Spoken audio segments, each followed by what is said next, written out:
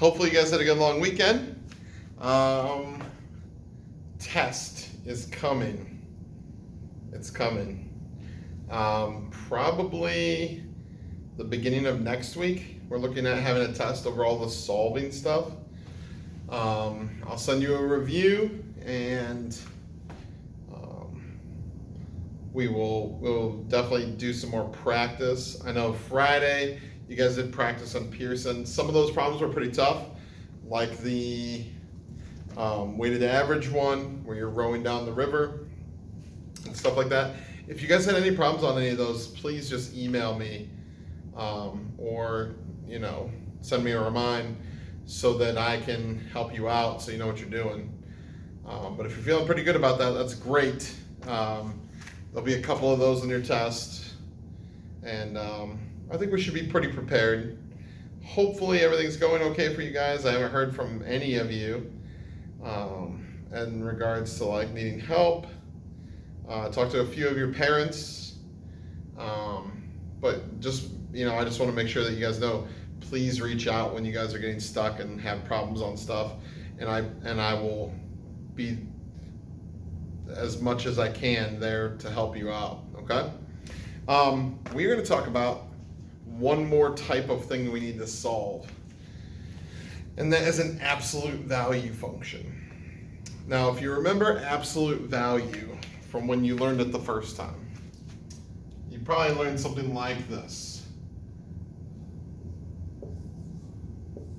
The absolute value of -6. And you learned that absolute value means how far is this number from 0 on a number line. Because when we talk about absolute value, we're thinking of a distance, right? So when we're talking about the absolute value of -6, it's +6. Because an absolute value is going to equal a positive number. We don't ever talk about negative distances, right? Even if it's backwards, we don't say move -5 steps back. We just say move a direction, right? Move left 2 steps, move backwards 5 steps. We don't say negative steps. So absolute value functions are always going to end up being this kind of positive number, right? Because it has to be. So what if I'm solving an equation and there's some absolute value in there? Something like 7 equals the absolute value of x plus 3. Well, it's kind of tricky because there's 2 options for things that can go on in here, right? Because inside of this absolute value, if a number was negative, it's going to make it positive. Or if a number's positive, it's going to stay positive. So we need to kind of account for what can happen there. So your first step, what you want to do first is get the absolute value part of it alone. There might be more than one thing inside of here, which I'll show you obviously in a second. But for right now, your first step is get this part isolated. So we want to get rid of +3. We're going to subtract 3. That's going to give us 4 equals the absolute value of x. Awesome. So obviously now it's alone. Now we need to set up 2 cases. So we need to set up a case where x is positive. So if that's true, this number inside of here could be 4, right? Because the absolute value of 4 is 4. But there's another case. What if the stuff inside was negative? Well, then that would be equal to -4. And that's also true because if we took the absolute value of -4, we would get 4. So just like compound inequalities, there's going to be kind of this 2 answer thing going on. There's 2 cases. We're going to have to split this thing up and try and do 2 separate things. All right? Kind of interesting. So, and I know you guys have never seen this before, unless you were just, solving absolute value equations on the weekend for fun. In that case, hit me up because we can hang out. You must be a cool cat. All right, let's try this one. 2x plus minus 3 is going to be equal to 1. And I want to know what x is. Let's solve this thing for x so that this is a true statement. So notice that my absolute value part is already isolated here. There's nothing else going on over here except for this absolute value thing. Okay, we got that done.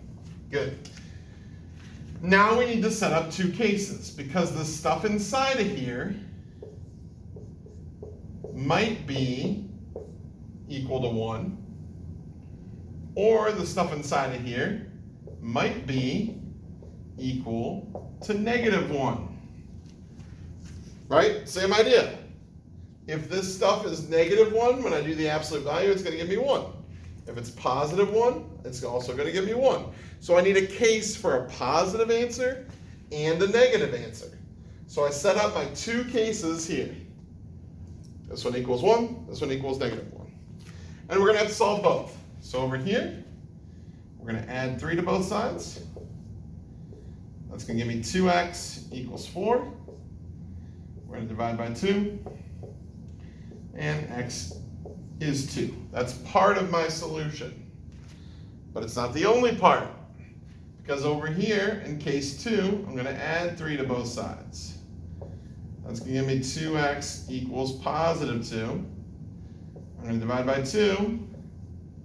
And I also got that x equals 1. So could x equal 2 and 1 at the same time? Let's find out.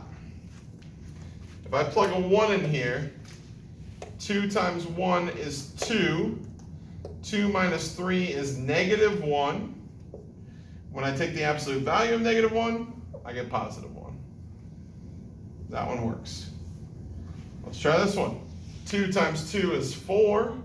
4 minus 3 is +1. When I take the absolute value of +1, I also get +1. So there are my two cases, and there are my two solutions. There are two things that x could be. Doesn't matter which one, they both make this sentence true. Hopefully you're getting that. I got to set up these two cases, end with two answers, but both will make this sentence true when I'm all done. Cool. I think it's cool, at least. Hopefully you do.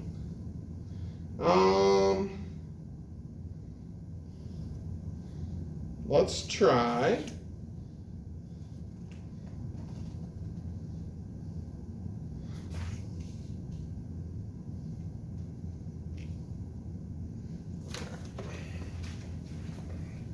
Oh, my eraser's back here.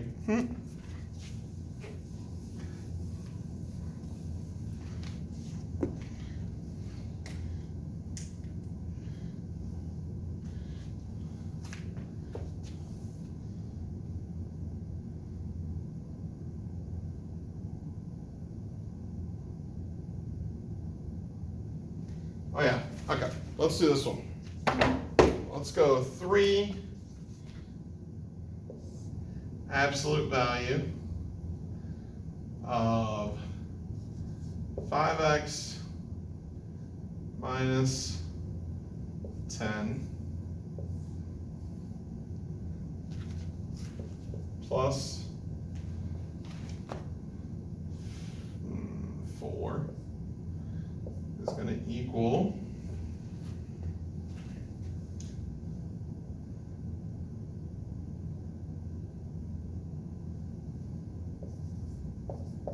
34.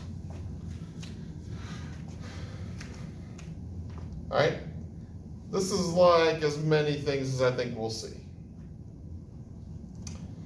So, first of all, I want to isolate that absolute value sign, right? So I need to get rid of a couple things over here. I don't want this 3 here, I don't want this 4 here.